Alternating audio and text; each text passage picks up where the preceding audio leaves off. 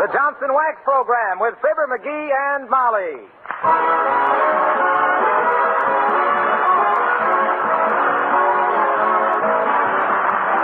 The makers of Johnson's Wax and Johnson's Self-Polishing Glow Coat present Fibber McGee and Molly, written by Don Quinn, with songs by Martha Tilton and the King's Men, and music by Billy Mills. The show opens with Love Is.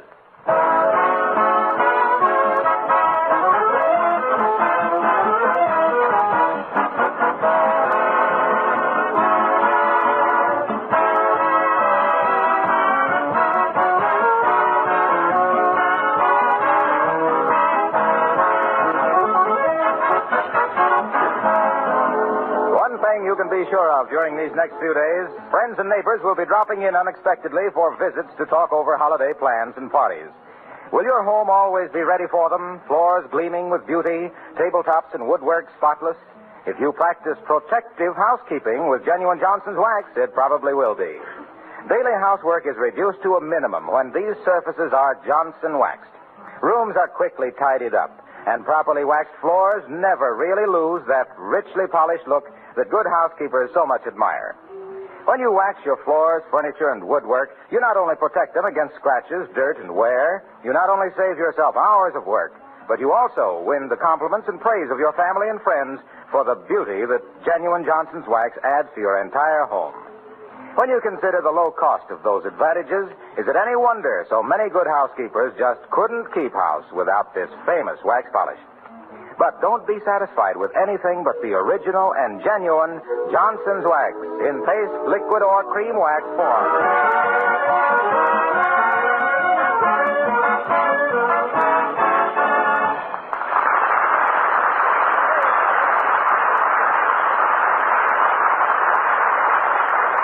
This is the time of year when a man who can't suppress his curiosity should be handcuffed and blindfolded.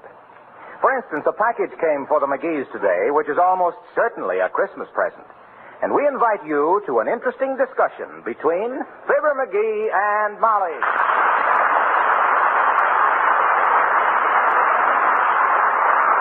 Oh, but Molly, look, we don't know it's a Christmas present. Just the same, McGee, we're not going to open it before Christmas. Oh, but sweetheart, there's nothing on it that says don't open till Christmas. Don't get mushy with me.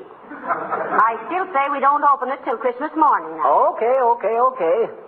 I just wondered if it could have been them silver fox furs, that's all. I just wondered. What silver fox furs? Oh, never mind. We'll know Christmas morning. Well, I guess I'll run out the cigar store. McGee! Huh? What silver fox furs? Who's sending me some furs? How should I know? Well, you're the most exasperating. But this is exactly the size and shape of a box that would have a set of fox furs in it. Hey, cut that out. You can't open that. Not till Christmas. But, darling... Don't get mushy with me. You can't open it. Here, give me that package. You wouldn't let me open it, and I won't let you open it. Why do you pay any attention to me? I'm just a woman. I don't know anything. You're the man of the house, and what you say ought to go, dearie. Hand me the scissors. Here. Thanks. Uh-oh. Bad news, Molly. It ain't furs. What? It isn't? Oh, dear. I told you we shouldn't have opened that package, McGee. Not until Christmas. But what is it? I don't know. Look. Oh. It's a musical instrument of some kind. Looks like a little pipe organ. There's electric wires on. Hey, I know. It's one of them chime doorbells. And a beauty, too. You mean one of those doorbells that every time it rings you expect somebody to say, the following announcement is transcribed? Yeah, but it don't say here who sent it. Now, who do you suppose... Oh, get that stuff out of sight quick, McGee. Okay. Come in. Mr. Wilcox. Hello, folks. Oh, hi, Harlow. Come on in. No, thanks. I just wanted to leave these packages for you. And don't open them before Christmas. Oh, thank you, Mr. Wilcox, and we won't. But what's your hurry? I've got to stop and get a sandwich before I go back to the office. I missed my lunch. Well, Merry Christmas. Well, heavenly days. Now, there's plenty of cold chicken in the refrigerator, Mr. Wilcox, and a lemon meringue pie. Oh, boy, my favorite vegetable. But, gee, I hate to be any trouble, Molly. It's no trouble at all. It's no trouble at all. I'll just set out the chicken. Now, wait a minute. No, you don't. I'll find everything myself. Don't get up or I won't stay. Oh, well, go ahead, Wilcox, and easy on that pie. You got to watch them hips. Okay, I'll try to restrain myself. Well, we know he didn't send that doorbell. Oh, but I wonder who did. Oh, dear. Come in. Yeah. Oh, how do you do, Mrs. Uppington? How do you do, Mrs. McGee? And Mr. McGee? And a yippee-you side to you, Mrs. Hughes. Won't you slip out of your stables and squat a spell? Thank you, no, Miss McGee. I came over to ask a favor of you. Oh, certainly, Abigail. Anything we can do, just ask us. Oh, yes. Unless you want me to take that pooch of yours for a walk. I draw the line at patrolling the precinct with that pie-eyed peak. Miss McGee, Fifi does not enter into this matter at all. Besides, I believe she entertains the same aversion to you that you do to her. Well, that's a lot of entertainment for one man and a dog. But what can we do for you, Abigail, dear? Well, Mrs. McGee, I head the neighborhood committee to conserve waste paper for the government. I wish to ask you not to burn or destroy your waste paper and cardboard. Please save it, and I shall have a truck pick it up whenever you call. Why, sure. I'd be glad to help such a good cause. Personally, I'd like to form a movie committee for this war. A movie committee, Miss McGee? Yeah, I'd like to get the government to make a documentary picture and send 1 million prints to Tokyo. Starring what actor, dearie? Harry Carey.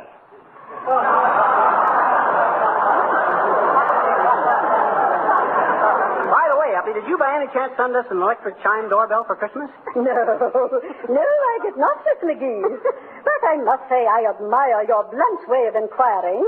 I simply detest people who hint. I do too, Uppy. Although when I was a cub reporter years ago, I was always the diplomat. Oh, yes. yes. Yes, you betcha. Never used to ask a direct question if I could help it. But if there was any inside dope I wanted, I got it. Get that dope McGee, I was known as in them days. Oh, my. Get that dope McGee, the dashing, daring darling of the dailies and the ding-dong dipsy-doodle-daddy of the dirt dishers, diligently deviling dignified diplomats for delicate details, discreetly dictating data difficult to decipher, and deliberately denouncing dangerous demagogues dripping with dubious dialogue designed to develop defeatism, doing my duty with a dearth of dilly-dallying despite the dirty digs of the desperate dogs who determined to dampen my do-or-die disposition and deteriorate a diggity dynamo into a drippy droop, a dandy detective at dodging death and danger, but doesn't this description sound like a total stranger?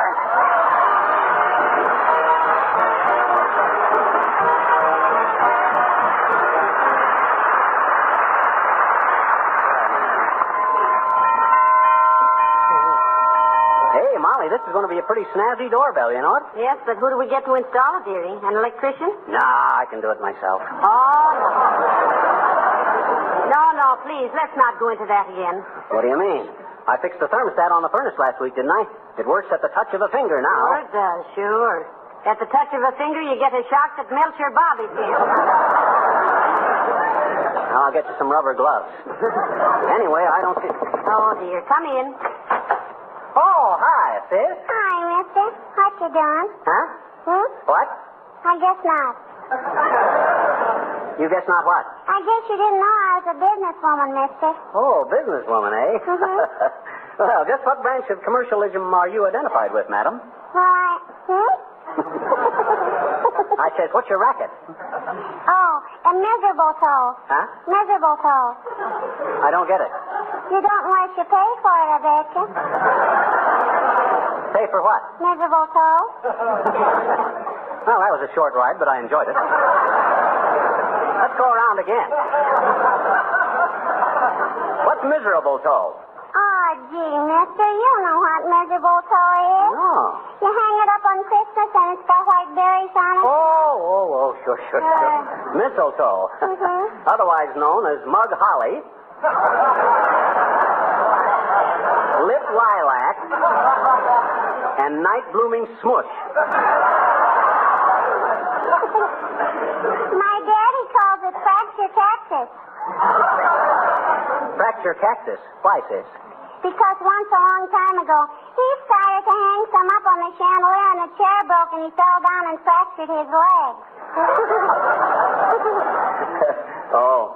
I says, oh. Oh. Well, mister, can we do any business? Only 25 cents a bunch. Okay. Bring me 2 bits worth, sis. Oh, thank you, mister. I'll deliver it first thing tomorrow and you can pay me the 35 cents. Fine. I'll be... Hey, wait a minute. You says 25 cents. What's the extra dime for? Tax? What do you mean, tax? There's no tax on mistletoe. There is unless you want to glue it up, mister.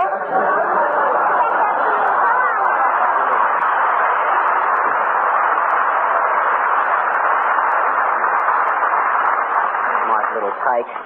I'll bet she winds up selling Santa Claus a snood for his beard.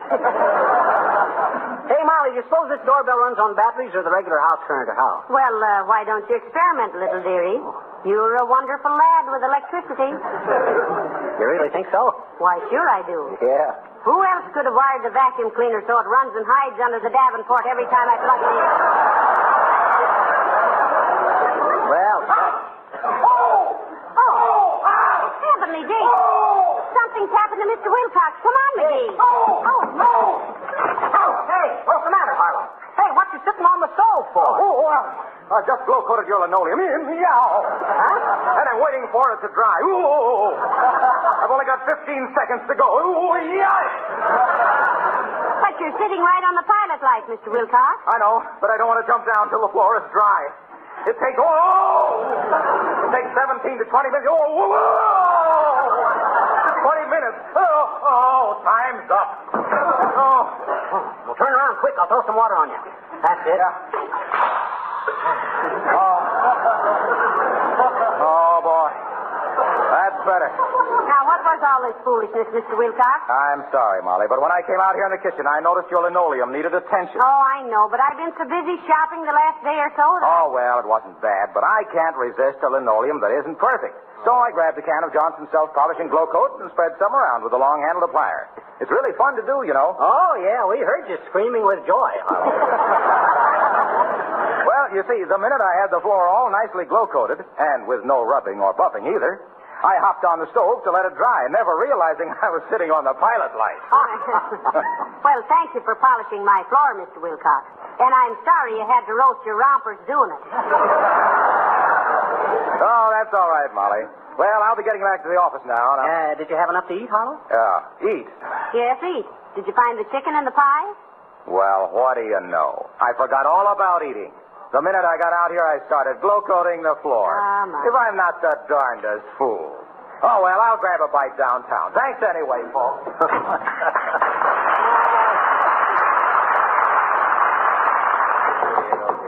I'd like to get paid by the door knock, McGee. At a nickel a knuckle, I'd be rich in a week. Come in.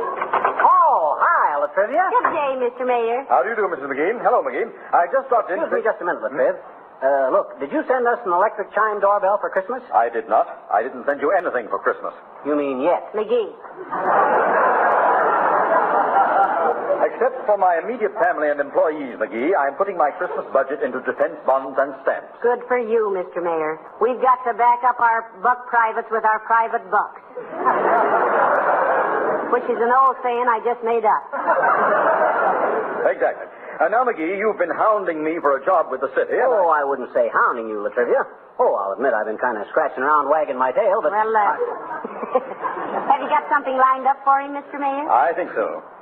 Are we alone? Nobody here but us chickens, Latriv. McGee, how are you on disguises? Heavenly days. Detective work? How am I on disguises? Funny you should ask that, Latrivia. Why, when I was a Cinderdick for the old TSR Railroad... What railroad was the TSR? The Topeka, Sauganash, and Rochester. Better known to the passengers as the Two Streaks of Rust.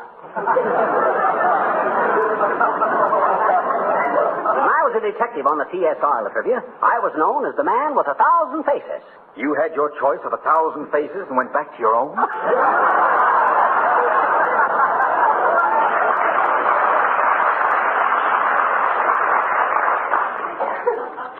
Oh, tush. I'll never forget the time I rounded up that gang of boxcar bandits around East St. Louis. I was walking along the right-of-way, slick as a cat, disguised as a jockey. Never mind the heroic details, McGee. All I want to know is, can you assume a completely different identity and maintain it under trying circumstances for days at a time? Oh, why, certainly he can, Mr. Mayor. Why, he can even disguise his voice. Change your voice for the mayor, dearie. Okay, I will. No trouble at all. In fact, I started changing my voice at the age of 14. Splendid. You report to the City Hall first thing tomorrow, McGee. Oh, wonderful. You better get me a police permit. You better get me a police permit with this, so I can carry a gun. You won't need a gun. The disguise will be enough. You're going to be Wistful Vista's official Santa Claus in City Hall Park. $5 a day. I'll see you tomorrow.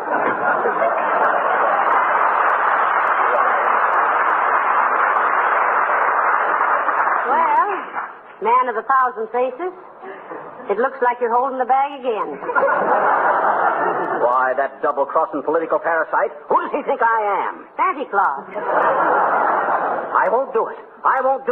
He can't badger me into a beard and a bustle. No, sir. Well, here we go again. I gotta hurry up and put this doorbell up. Yes, an ounce of prevention is worth 10 pounds on the door. Yeah. Come in. Merry Christmas, Mrs. McGee. Hello, little chum.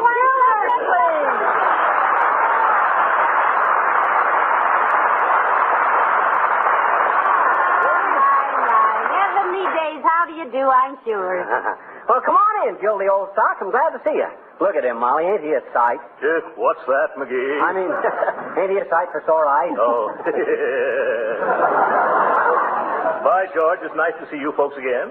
You're looking as lovely as usual, Mrs. McGee. Oh, now, Mr. Gildersleeve, stop your blind. Yeah, you see, Gildy, you got her so fussed she can't even pronounce baloney. Here, Mr. Gildersleeve, take his hat and coat, McGee. Okay. I'll make a pot of tea. Yeah, take my hat and coat, McGee.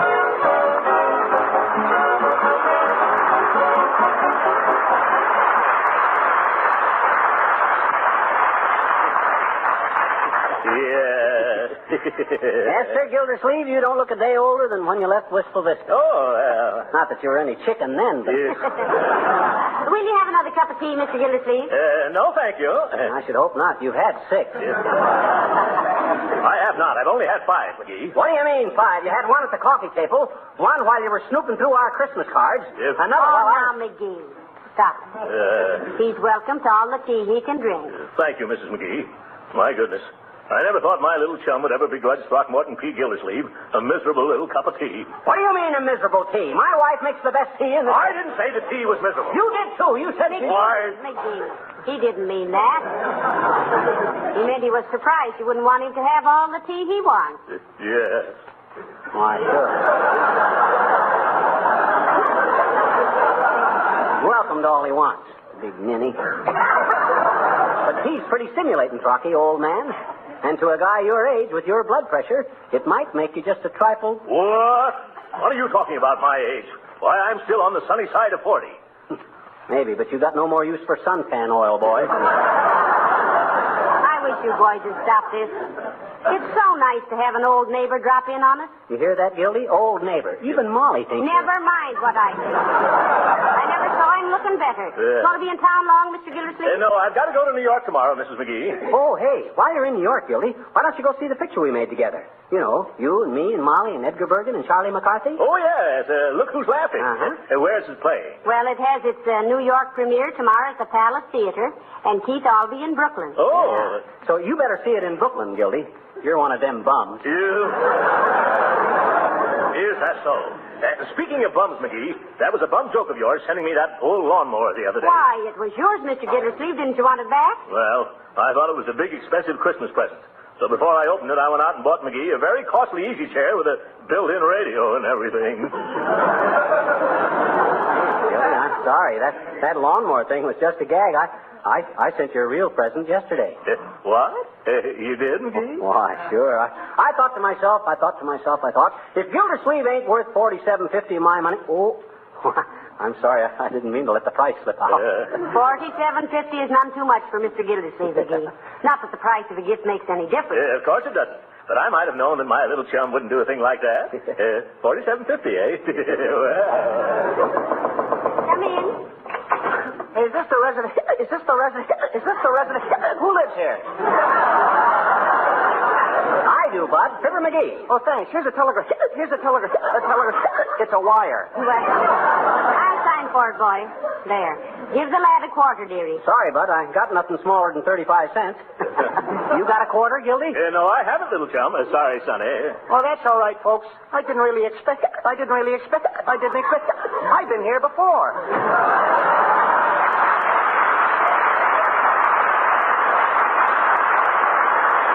Hey, it's from Racine, Wisconsin, from the Johnson Wax Company. Oh, my. What do they say? Says, Dear Fibber and Molly, we are sending you under separate cover an electric chime doorbell. Oh, my. We are so tired of hearing that eternal door knocking. Stop.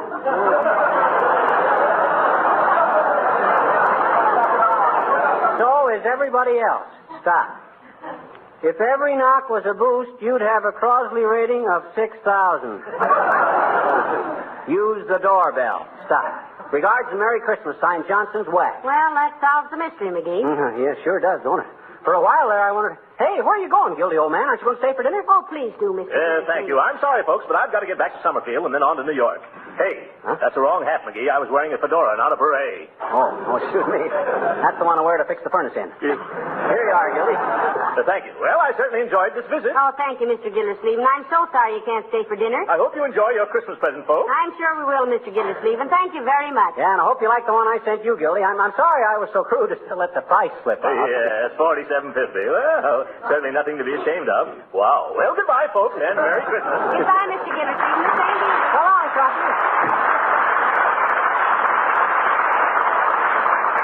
Well, I'm certainly glad we found out who the doorbell was from, Dave. Me too. Hey, Molly, Yeah? what could I get Gildersleeve that would look like it cost around $47.50?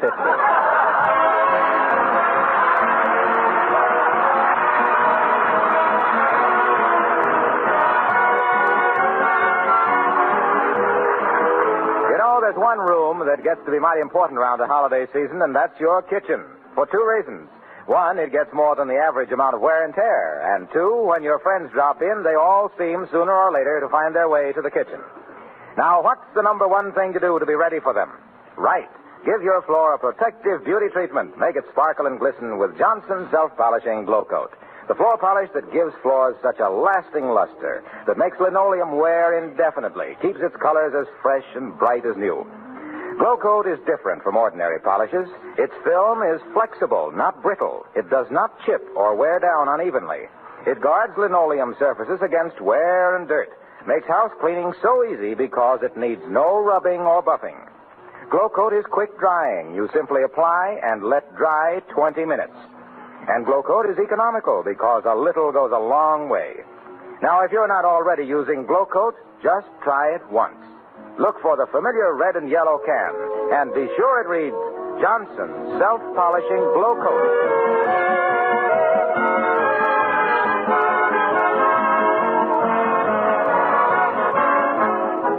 You know, Molly, it was nice to see old Gildersleeve again. Well, nobody'd think so the way you two argued that. Oh, we were just kidding. I wouldn't really fight with him. I should hope not. He's a much bigger man than you are. That's why it's so easy to get under his skin. He's got so much of it. Good night, and a Merry Christmas. Yes, and a Happy New Year, too. Good night, all.